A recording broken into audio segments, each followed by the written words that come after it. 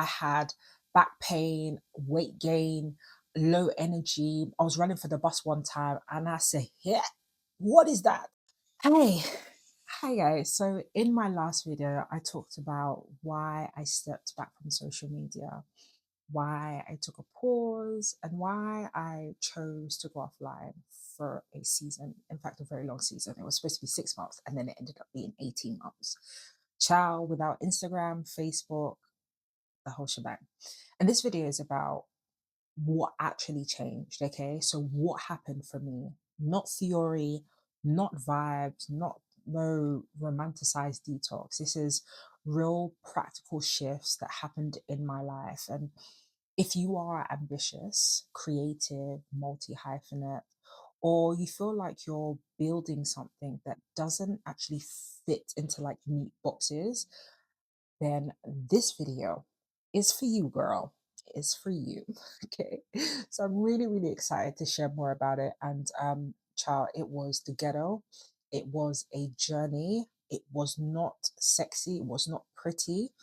But it was cool. And before I step back, I had about 11,000 followers on Instagram. I was traveling, I was visible, I was doing a lot of content creation, things to do in London, just really cool things. And people would message me and say to me that, oh, Evs, I'm living vicariously through you. Like, I want to do what you're doing, like you inspire me. But behind the scenes, y'all, I couldn't really articulate my value. I was really confused about what I should be posting, what I should be doing. I was even struggling to make money. I was struggling to charge confidently. I was in debt as well that I never really paid attention to, and it was swallowing me up inside. And I didn't really feel grounded inside myself at all, if I'm being totally honest with you. I looked like I was doing well, but I wasn't operating really from a place of clarity.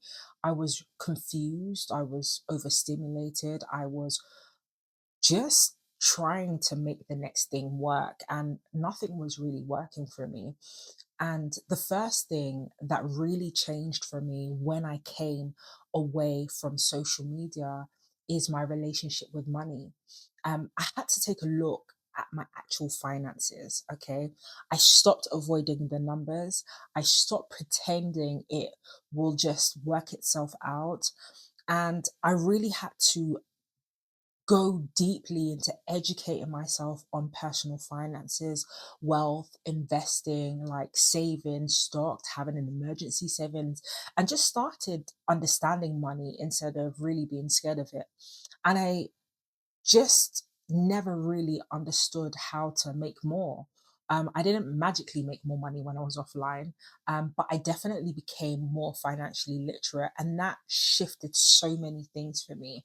I went from literally not being able to charge like £300 for one person to being able to charge £3,000 for one single session, and that was a mindset shift, and that was huge for me. It was huge for me, and I wouldn't have been able to do that if I was constantly online.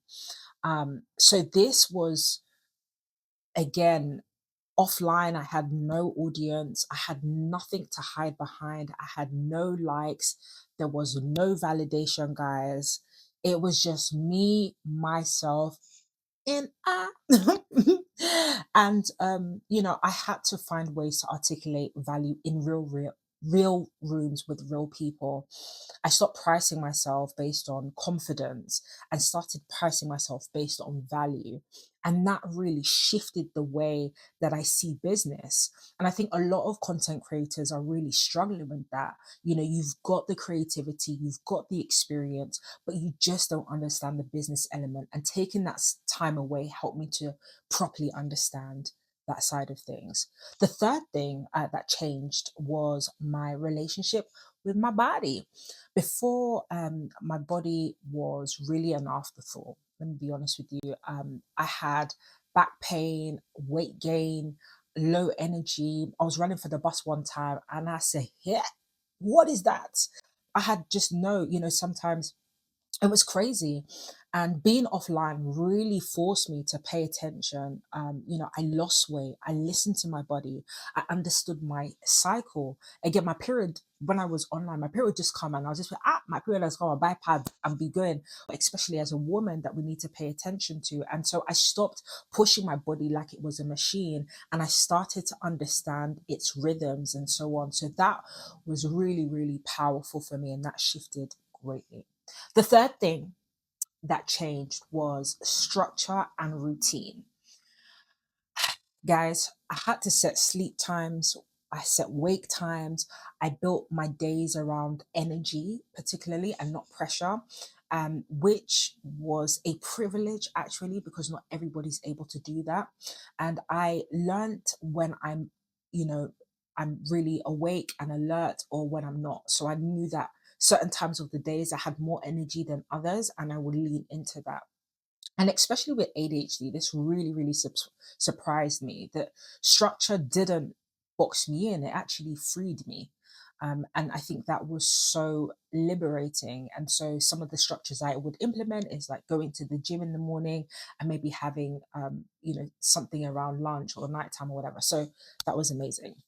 The fifth thing that changed was my nervous system. And I've watched a lot of videos on this, and I think there's so much spirituality and science around, like, God is so good.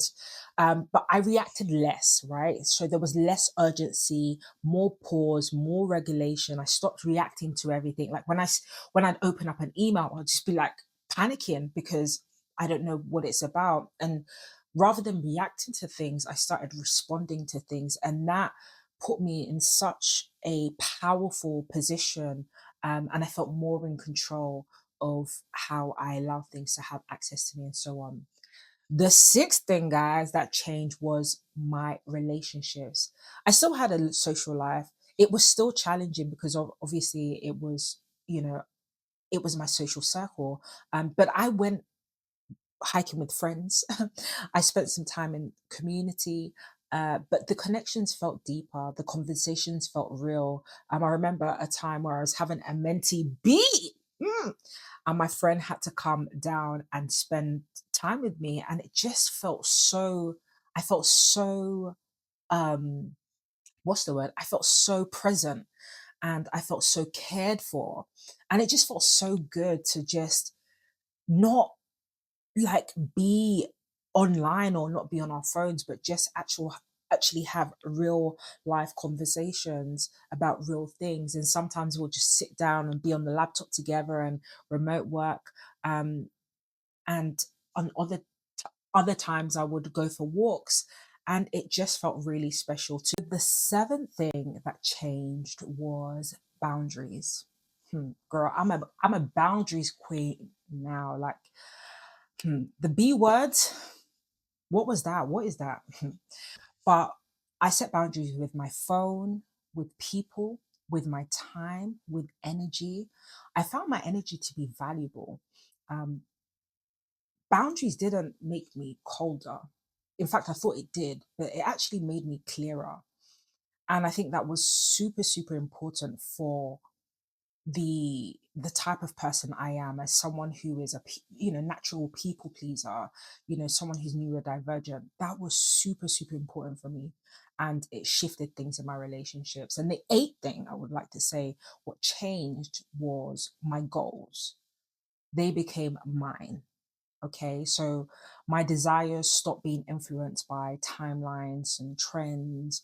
And I actually started to reconnect with things that I actually genuinely enjoyed. So dancing, learning, walking, watching and chasing the sunset. I actually stopped asking, is this impressive to anyone? And I started asking myself, do I actually like this? Does this make me feel happy? Does it make me feel safe? Does it make me feel secure? And honestly, it was it was great, and I'm super grateful for that. The ninth thing that changed was my relationship with my own voice. And whew, let me tell you, it's still ongoing, but the noise reduced. The first couple of months on social media, the voice was loud, negative. I'm telling you, like, I literally had to listen to affirmations to reduce it. But now things have become more clearer. There's less second guessing my own voice. And I realized how much my decisions had been influenced without me even noticing, by family, by friends, by, so, people online, by things, by other coaches, by other content creators. It was a lot. So yes, the 10th thing that changed was this. I stopped performing my worth. Mm, clock it, clock it. Guys, there was no audience to impress. There was no applause. No one was clapping. There was no validation, which I'm telling you right now was so uncomfortable. It was confronting. I would cry because I didn't know, is this right? Is this wrong? Am I doing well? Am I not? Like, there was nothing to really measure it. And so I learned who I was when no one was watching. And that is a woman who is bold, who is courageous, who is aligned. And child, it was everything. And here's the big realization as well, is that nothing changed overnight, but everything shifted direction. Okay. And I stopped chasing momentum, that I was hoping to get me to where I needed to be, but I started chasing alignment. Come on now. I didn't need more visibility. I didn't need any of that. I just needed more grounding. And I think that's what so many of us really and truly desire. There's so many of us content creators who are trying so hard, and getting nowhere. So I want to say this with my chest. This isn't necessarily about disappearing, okay? It's about recalibrating. The next video, I will share the actual tools and practices that helped me thrive offline. And if this video resonated with you, please, please stay with me. Make sure you subscribe to my channel, and I look forward to seeing you soon. Take care, guys. Bye.